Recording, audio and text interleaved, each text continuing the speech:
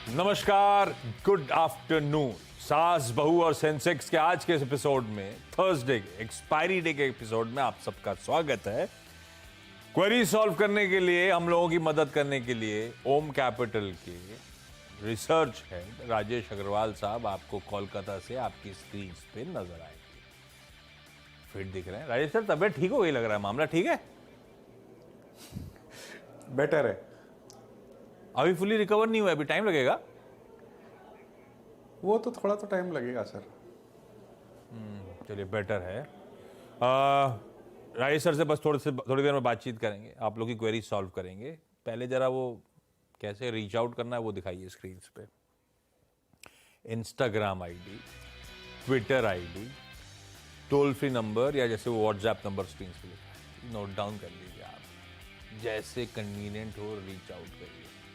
Twitter और Instagram में directly reply कर दूंगा, बाकी मेरी जो टीम्स है हमारी गेस्ट कोऑर्डिनेशन की, वो मॉनिटर करती रहती हैं।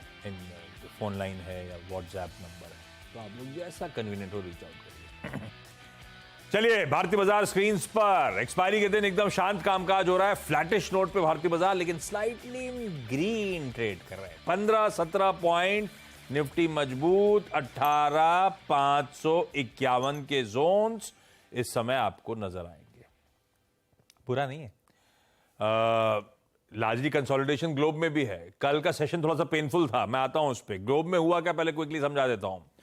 वो जो डेट सीलिंग, वो इशू बन रहा था, कर्ज की सीमा, वो रीच आउट हो रही थी। 1 तारीख से 5 तारीख जनरल लेने कहा था, उसके बाद पैसा नहीं है देने के लिए, सैलरी तक देने के लिए पैसा नहीं है। भाई वो बिल पास हो गया कल का, हमारे लिए तो आज सुबह टेक्निकली पास हुआ है, हमारे टाइम के अनुसार सुबह 6:30-7 बजे बिल पास हुआ है, जिसमें एक हाउस ने मंजूरी दे दी है, सीनेट की मंजूरी बची है, वो मेयर औपचारिकता है, लेकिन ये बिल इस वीकेंड तक हो जाएगा तैयार, सील ऑफ अप्रूवल के साथ, और 5 तारीख की मियाद से पहले, डेडलाइन से पहले वो डेट सीलिंग हटा दी जाएगी।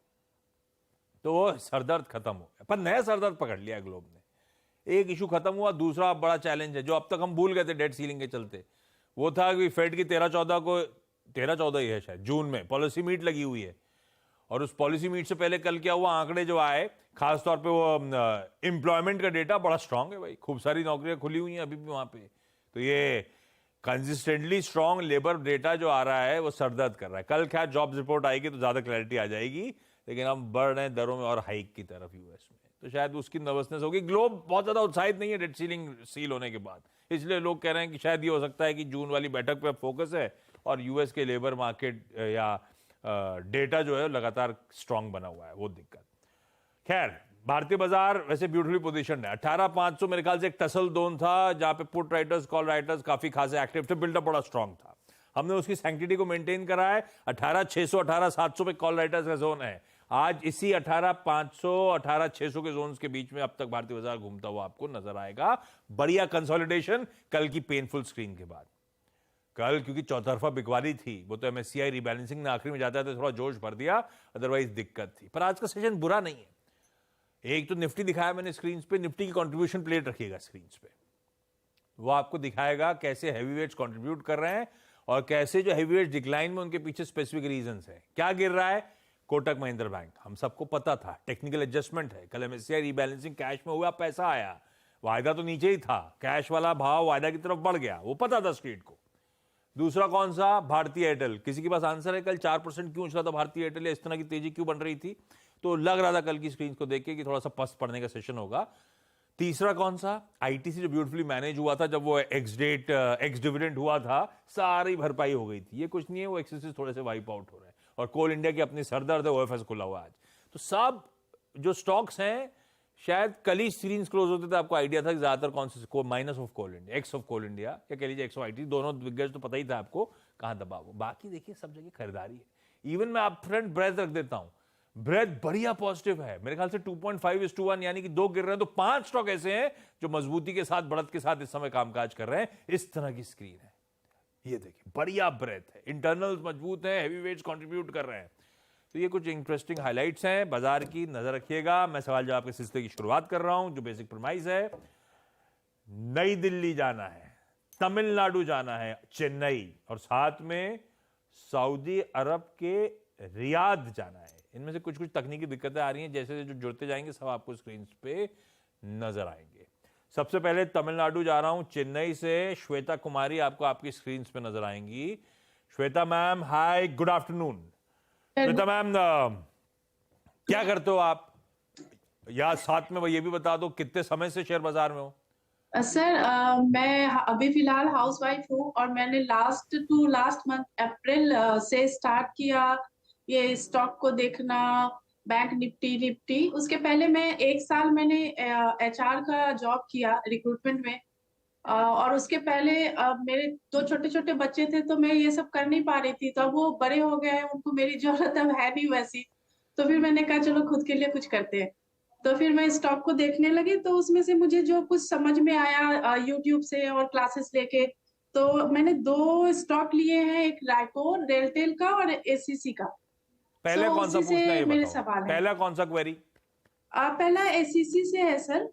हाँ। कि मैंने इसमें 56 शेयर लिए हैं और जब लिया था तो ये 1793 था कॉस्ट प्राइस इसका, और अभी ये 1850 पे चल रहा है। तो मैं इसमें और ऐड कर सकती हूँ या मैं स्क्वायर अप कर लूँ या इसको अभी रहने दूँ? कितना टाइम हो गया, हाल फिलहाल की खरीदे क्या एसीसी की? सॉरी सर, अभी हाल फिलहाल खरीदा एसीसी, कितना टाइम हो गया एसीसी लिए हुए? ये 26 में ही मतलब लास्ट 4-5 दिन, बढ़िया। या आप जब YouTube से या फिर कुछ क्लासेस ऐसे ज्वाइन करके जो स्टडी कर रहे थे, बेसिकली बाजार स्टॉक के टेक्निकल समझ रहे थे, यस सर, और चार्ट्स पे स्टडी करके आपने एसीसी लिया? बढ़िया स्टडी है, स्टडी तो ठीक है भाई, 4-5 दिन में पैसा बनना तो शुरू हो चुका है। आपने किस लॉजिक से लिया हुआ है? आपने अपना स्टॉप लॉस कहां लगाया, टारगेट क्या रखा हुआ है, आपके स्टडी क्या कहती है? सर मैंने जो इसका प्राइस एक्शन ग्राफ देखा तो इसके हिसाब से मुझे जो ये पिछले पूरे मई में ऑलमोस्ट 1724 सबके अराउंड ये इसी के अप डाउन कर रही है। कंसोलिडेट कर रहा था। तो जैसे अभी आज इसने हाई लगाया कुछ 18, 15, 16 का, फिर उसके बाद ये फिर थोड़ा नीचे आई है।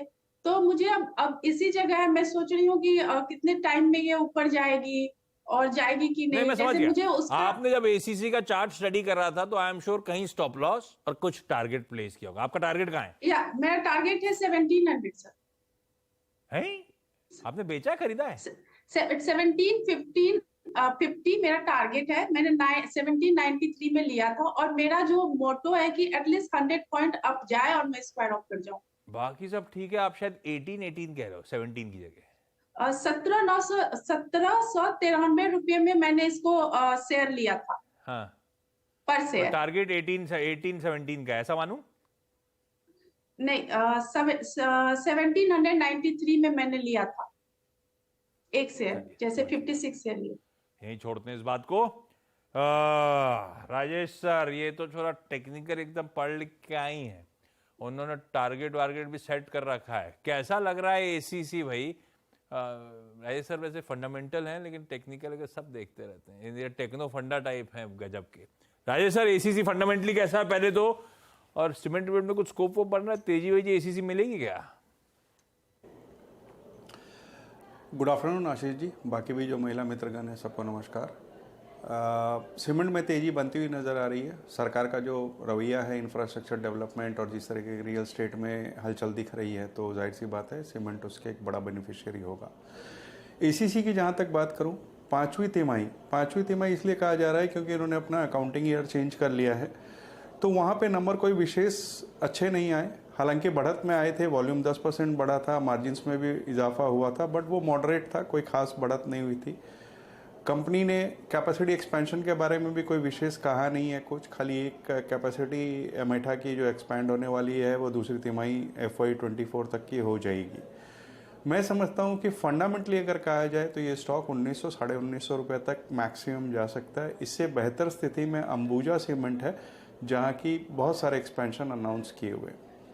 इनकी बात सुन के मुझे ये लगा कि ये 1750 रुपये जो बोल रही थी टारगेट, वो टारगेट नहीं, इन्होंने 1750 स्टॉप लॉस मान रखा है और 1893 100 पॉइंट ऊपर का टारगेट मान रखा है, शायद मैं सही हूँ तो। तो मेरा कहना ये है कि अभी आपने कहा कि पूरे महीने में 1724 1720 तक ये रेंज में घूम रहा था, तो अपने स्टॉप लॉस को वो 1720-25 जो महीने का लो है वहाँ तक लगा लें और बनी रहें स्टॉक में। बल्कि मैं तो ये कहूँगा कि इसमें टेक्निक ट्रेड ना करके थोड़ा सा लंबी अवधि का नज़रिया रखें, बेहतर होगा। और अगर चाहें तो अंबुजा सीमेंट में स्विच भी कर सकती हैं। इसमें भी होल्ड है भाई, गरिया गेंस देगा, थोड़ा सा डीप स्टॉप लॉस है, और टेक्निकल्स की जगह थोड़ा सा एक का दुक्का दिन की जगह थोड़ा सा रख लीजिए चाहे तो, या फिर एसीसी से अंबुजा की शिफ्ट करें, ये आपका कॉल। अब श्वेता मैम लौटता हूं अगली क्वेरी, आप जो दूसरा स्टॉक कह रही थी उसके लिए। नई दिल्ली से रुचि श्रीवास्तव स्क्रीन पे। रुचि मैम, आप फोन लाइन पे जुड़े हो, दिख नहीं रहे। हाँ, I am having actually cold cough, तो नहीं कोई प्रॉब्लम नहीं थी हमें, मैं कैच नहीं करता कोल्ड कप स्क्रीन पे। अच्छा रुचि मैम, कितना समय हो गया शेयर बाजार में? actually I started during COVID time in May. As soon as lockdown happened, after that I'd opened my account. क्यों, ऐसा क्या हुआ था? आप हमेशा से इंटरेस्ट था स्टॉक मार्केट में, या घर पे कोई करता था? क्या रीजन था जो लॉकडाउन शुरुआत होते से मई में आप एंट्री कर गए? लॉकडाउन की शुरुआत मार्च ऑनवर्ड हुई थी मेरे ख्याल से। हाँ, I know. Actually my son was doing, he came back from college, so I started with him. हाँ. तो अब लड़का डिसाइड करता है स्टॉक्स, या आप रुचि मैम खुद भी कुछ डिसाइड कर रहे हो, खुद भी कुछ स्टडी शुरू कर रहे हो? नहीं, since Covid is over he is working, तो मैं खुद ही करती हूँ। ओके रुचि मैम, पहला सवाल कौन सा राजेश सर के लिए? मेरा है HCL टेक के लिए। मुझे लिए हुए काफी टाइम हो गया और मैंने लिया था 1103 पे, अभी ट्रेड कर रहा है 1143 पे। ये बहुत बार एक्चुअली ऊपर जाके नीचे गिर चुका है, तो मैं एक्चुअली लॉन्ग टर्म के लिए लिया था, तो मैं यही सोच रही थी कि ये एक अच्छा स्टॉक है या नहीं, बिकॉज ये काफी बार ऊपर मुझे प्रॉफिट देके गिर चुका है। स्क्रीन पे दायरे में फंसा हुआ है बेसिकली, और बार बार ऊपरी स्तरों को छूता है, इसी 1150-40 के जोन के आसपास पस पड़ जाता है। हाँ राजेश सर, क्या करना चाहिए भाई? है लॉन्ग टर्म की holding, HCL tech long term पे रखने लायक स्टॉक है कि नहीं? हालांकि 1100 रुपए की ऑड लेवल्स की मेरी खरीद है, सही लेवल्स हैं अगर आपको पसंद आ रहा है लॉन्ग टर्म के लिए तो? जी बिल्कुल, बने रहना चाहिए, एक लॉन्ग टर्म के लिए अच्छा स्टॉक है। इस बार के जो रिजल्ट्स के शुरुआत में 2 दिग्गज कंपनियों के खराब नतीजे आए, उसके बाद IT स्टॉक्स में थोड़ी दिक्कत हुई, एक दायरे में फंस गए, चलना बंद हो गया, कई जगह गिरावट देखी गई। लेकिन HCL टेक की अगर बात देखेंगे तो डील विंस बहुत अच्छी है, अच्छी तरीके से बढ़त बना रही है। जो गाइडेंस भी कंपनी ने दिया है FY24 के लिए, वो 6.5 और 8.5% के बीच का दिया है, जो कि आगे स्टेडी ग्रोथ की विजिबिलिटी दे रहा है। मुझे लगता है इस स्टॉक में बिल्कुल बना रहना चाहिए, और किसी भी कारण से ये स्टॉक गिरता है 1050 1080 के लेवल्स पे आता है और कोई चाहे तो वहाँ ऐड भी कर सकता है। बढ़िया स्टॉक है मैम, कोई घबराने की जरूरत नहीं है, बल्कि दबाव में और ऐड करने का मन बनाया जा सकता है। इस तरह की व्यू के साथ रखिए। टफ टाइम्स है IT के लिए, पर दायरे में फंसे हुए स्टॉक्स में बुरे नहीं है, एक्यूमुलेशन के लिए फर्दर और ऐड ऑन करिए, और शायद इन ट्राइंग टाइम्स के बीच में ये स्टॉक इवेंचुअली अच्छे रिटर्न्स देना वापस शुरू कर सकते हैं। श्वेता मैम, अगला सवाल कौन सा?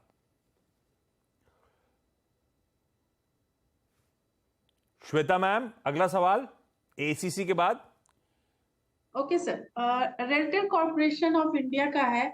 इसमें मैंने 435 शेयर्स लिए हैं, और जब लिया था तो इसका कॉस्ट प्राइस था 120.6, और अभी ये 180 पे अटका हुआ है, 180.30 180.40 ऐसे कर रहा है। तो मैं इसके बारे में जानना चाहती हूँ कि मुझे इससे निकल जाना चाहिए या वेट करना चाहिए? ये भी ट्रेडिंग का स्टॉक है मतलब आपका? 121 122 पे लिया था, कहां तक का टारगेट था आपका? 118 है मेरा टारगेट, और एसएल मेरा 118 है, और मैंने इसे सोचा था कि अगर ये 26 27 जाता है तो मैं फिर निकल जाऊंगी इससे। 126 127 पे निकल जाती, 118 स्टॉप लॉस था, और 118 स्टॉप लॉस है अभी? स्टॉक है कि निकल गया स्टॉप लॉस? नहीं, अभी है। 118 गया क्या? नहीं, अभी नहीं गया था। राजेश सर, क्या करूं भाई? जब मैंने थोड़ा सा पस पड़ रहा है, 122 ही खरीदे, 118 का स्टॉप था, 127 की उम्मीद थी, ऊपर नहीं गया, नीचे आ रहा है, क्या करना चाहिए? इंटरडे चार्ट लगे डॉक्टर साहब, तो भाव पता चलेगा मुझे डे लोज कहाँ पे। ये हटा दीजिए वाली प्लेट, इंटरडे लेके आ रही है प्लीज। ये आ गया, ये स्टॉप लॉस ट्रिगर हो गया आज 117.60 आ गया है। चलिए फिर भी रहे सर, मोटा मोटी बच गया है स्टॉप लॉस। आज के लोज के आसपास स्टॉप लॉस प्लेस्ड है, क्या करूं? देखिए, पहले स्टॉप लॉस की बात करें तो मेरे हिसाब से कल भी टूट चुका था स्टॉप लॉस। कल भी 116 117 के लो बना के आया था शायद, अगर मुझे ठीक से ध्यान आता है तो जो भी आप ट्रेडिंग के लिए स्टॉक लिए हैं, स्टॉप लॉस आपने डिसाइड किया हुआ है, तो प्लीज़ स्टॉप लॉस मेंटेन करें, क्योंकि ट्रेडिंग में स्टॉप लॉस बहुत ज़रूरी होता है। फंडामेंटली अगर कहा जाए तो बहुत स्ट्रांग कंपनी है, अच्छे रिटर्न देने के बावजूद अभी भी बहुत अच्छा अपसाइड बचता है। 4,500 करोड़ के आसपास की ऑर्डर बुक है। चौथी तिमाही में 55% के आसपास रेवेन्यू जंप आया था, मार्जिन में 20% आए थे करीब करीब। मुझे लगता है कि जो टेलीकॉम वगैरह में ये कार्य करती है वो बहुत अच्छा स्कोप दे रही है, और रेलवे में जिस तरह की मूवमेंट बनी हुई है रेलवे स्टॉक्स में, मुझे लगता है आने वाले दिनों में ये स्टॉक 130 135 तक जा सकता है, बट उसके लिए थोड़ी समय अवधि बढ़ानी पड़ेगी। अब चूंकि आपने ट्रेडिंग के लिए लिया है, आप अपने स्टॉप लॉस को प्लीज़ मेंटेन करें। आज से ट्रिगर हो चुका है, ध्यान रखिएगा। तो अगर किसी लॉजिक से उतरी थी और स्टॉप लॉस डिसाइड किया था, स्टडी किया था 118 है, कुछ डिसाइड किया था मतलब ये अपने मन से स्टॉप लॉस डिसाइड किया था, या किसी कैंडल का लो वो था, ये चैलेंजिंग एरिया था इसीलिए 118 का स्टॉप लॉस लगाया था, या ऐसे ही? मुझे, मैं नई हूं ना, तो मुझे ऐसे लगा कि जैसे मैंने सपोज 1 लाख लगाया, मिनिमम मैं कितना लो ले सकती हूँ, तो मुझे लगा कि 5,000 तक देखूंगी, उसके बाद निकल जाऊंगी। ठीक है, इससे ज्यादा मैं बचा नहीं सकूंगी। ठीक है, बिल्कुल ठीक है भैया, लेकिन अगर स्टॉप लॉस लगाया था तो निकल जाने का है। एल्स राजेश सर ने व्यू अपना रख दिया है। रुचि मैम, अगला सवाल HCL टेक के बाद। HCL टेक के बाद HDFC बैंक। हाँ। मैंने 100 शेयर लिए थे 1515 पे, अभी ये ट्रेड कर रहा है 1614 पे। तो अभी एक्चुअली काफी गिरा पिछले दिनों, तो सच है। अभी होल्ड करना चाहिए या सेल कर देना चाहिए? आपने तो लॉन्ग टर्म के लिए लिया है ना? हाँ, सब लॉन्ग टर्म है। तो फिर अच्छा, चलिए पूछता हूँ राजेश सर। अभी काफी गिरा, क्या उससे पहले काफी चला भी? तो हाँ। ठीक है, राजेश सर, HDFC बैंक 15 की खरीद है मेरी लॉन्ग टर्म के लिए, और इसमें एक बड़ा इंपेंडिंग कॉर्पोरेट एक्शन बचा है, एक मेगा मर्जर होना है। वो मर्जर के बाद के समीकरण आप लोग कैसे देखते हो? जो ये स्टॉक यहाँ पे खड़ा है, इससे बेहतर रिटर्न्स देगा क्या? मर्ज्ड एंटिटी, वो जायंट, वो एलिफेंट इस केस में डांस कर पाएगा, नहीं कर पाएगा? देखिए, हम बहुत बुलिश है स्टॉक में।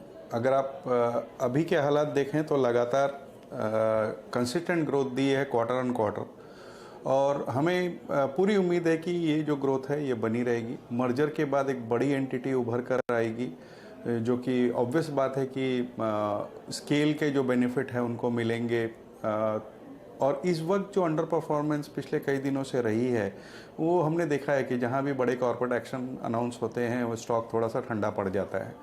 लंबी अवधि में हमारी इसमें बाय कॉल है, हमारे क्लाइंटों को भी हमने बाय कॉल दे रखी है। बिल्कुल इसमें बनी रहें स्टॉक में, कम से कम 12 से 18 महीने का नज़रिया रखें। पूरी उम्मीद है कि अच्छे रिटर्न बैठेंगे। चलिए भाई, वो सऊदी अरब से कॉन्टैक्ट एस्टैब्लिश नहीं हो पा रहा है, लिंक इशू आ रहा है, तो छोड़ रहा हूं मैं। रुचि मैम, श्वेता मैम, आप दोनों का जुड़ने के लिए धन्यवाद। Ruchi ma'am, get well soon. Rajesh sir, आपने देखी क्या केरला स्टोरी फीचर हुई क्या, आई क्या सिनेमा घरों में, कि अभी नहीं आई? अभी मामला अटका हुआ है? नहीं, हमारे यहाँ अटका हुआ है। आज मैं कहीं पर पढ़ रहा था कि बहुत जल्द OTT पे आ रही है, तो शायद OTT पे ही देखना होगा। और इस बीच तबीयत थोड़ी बहुत ठीक होने के बाद कुछ देखा नहीं देखा पिक्चर हॉल जाके, अभी अवॉइड कर रहे हो? मैंने अभी पिछले हफ्ते एक पिक्चर देखी, एक ही बंदा काफ़ी है, एंड वो ये तो कह OTT सकता हूँ प्लेटफॉर्म्स कि पे एक है ही ना? बंदा काफ़ी है। OTT पे ही है, राइट, बहुत ZEE5 तारीफ है, वो बंदा नाम से चल रही तो मूवी। बहुत बढ़िया पिक्चर है। मनोज वाजपेयी ने बहुत शानदार अभिनय किया है। कह सकता हूँ कि हो सकता है इनकी लाइफ का बहुत बेहतरीन अभिनय हो, and he was always an good actor, Yes. Right from Satya times, Bhiku Mhatre to Family Man to बंदा काफ़ी है। तो definitely it's a must watch. ये वीकेंड पे वीरू ने भी मुझे रिकमेंड करी थी, भाई देख डालो। मैं असल में किसी एक फौदा नाम की सीरीज में फंसा हुआ हूँ, तो मैं कुछ और कर नहीं पा रहा हूँ, लेकिन हाँ हाईली रिकमेंडेड है भाई ये मूवी, जो राजेश सर कह रहे हैं, वीरू भी मेंशन कर रहे थे, रखिए रडार पे। चलिए Rajesh sir, thank you so much जुड़ने के लिए। आज क्विकली छोटा सा ब्रेक ले लिया जाए, ब्रेक के उस पार लौटेंगे, कोई बातचीत करेंगे। भाई ब्रेक के बाद आपका स्वागत है। मैं बंदे का ट्रेलर ही देख रहा था, सबको इतनी पसंद क्यों आ रही है, एक बार ट्रेलर तो देख लेना चाहिए। लेकिन लाइए ब्रॉडर मार्केट दिखाइए, जो आपने शुरुआत में हाईलाइट भी कर दिया है कि बहुत बढ़िया ब्रॉडर मार्केट्स ब्रेथ एडवांसेस के फेवर में आज मिड कैप छाए हुए हैं। एक दो दिन से क्या हो रहा था, लग रहा था ब्रॉडर मार्केट, इसलिए मैं कह रहा हूँ इंटरनल्स अच्छे हैं बाजार के। आज पिछले 2 दिनों से क्या हो रहा था, ब्रेथ डिटोरिएट हो रही थी या डिक्लाइंस के फेवर में थी, आज एकदम से वापस स्प्रिंग अप एक्शन देखने को मिल रहा है। बढ़िया स्क्रीन है। खैर जाते जाते एक बार toll free number, WhatsApp number, Twitter ID, Instagram ID please दिखाते जाइएगा। आप लोग प्लीज सवाल भेजते रहिएगा। कई लोगों को इंस्टाग्राम का यूनिट लगने लगा आजकल, उस पर भेज रहे हैं, जैसे ठीक लगे वैसा भेजिए भाई। चलिए इस नोट पर अब कल मुलाकात होगी फ्राइडे के दिन। कल तो हम लोग डायरेक्टर साहब न्यूज रूम से कर रहे हैं कि कल हम शो? कल न्यूज रूम से करेंगे। कल स्टूडियो में मुलाकात नहीं होगी, कल न्यूज रूम में पिछले हफ्ते जैसे फ्राइडे को मुलाकात होगी। जुड़ना मत भूलिएगा। नमस्कार।